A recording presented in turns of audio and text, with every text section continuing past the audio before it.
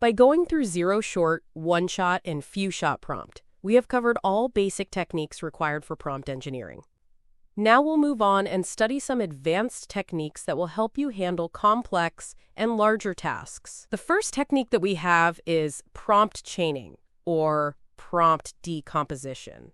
It is required when you have a big or a complex task and you want LLM to do it for you. Whenever you ask LLM to complete one big task for you in one go, it does the task. It gives you the output, but the output definitely lacks specificity.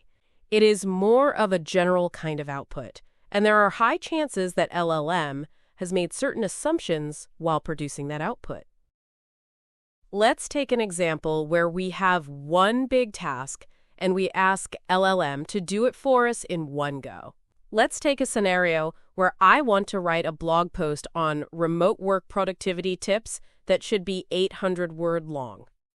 It's a long blog, and I'll ask ChatGPT to write it for me in one go. Now let's see what the output looks like.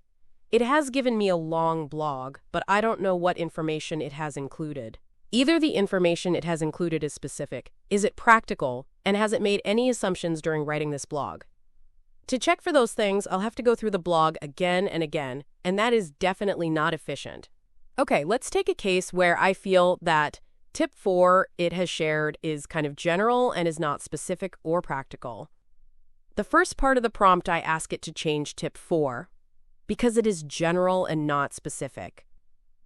In the last part of the prompt, I ask it to make relevant changes in the rest of the blog because we can see in the conclusion it talks about all 5 ideas that it has discussed so far.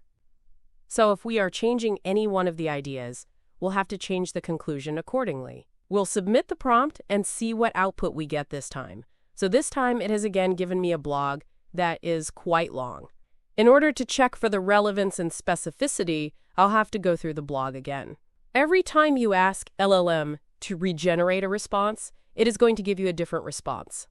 So this time it has given me a new blog. That means I'll have to go through the blog again to check the entire content. So let's find out an efficient technique of writing this same blog. The efficient way could be breaking down this complex task into small tasks. That is, first, creating a small outline with just the section names. Second, populating those sections with ideas. Third, populating the entire detailed outline. Now let's write the same blog using these 3 subtasks. Okay, so as you can see, it has given me the section names.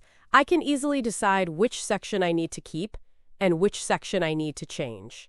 I feel 3 and 4 have overlapping ideas, so I will ask it to change either 3 or 4. Okay, so it has given me a new outline with a changed idea.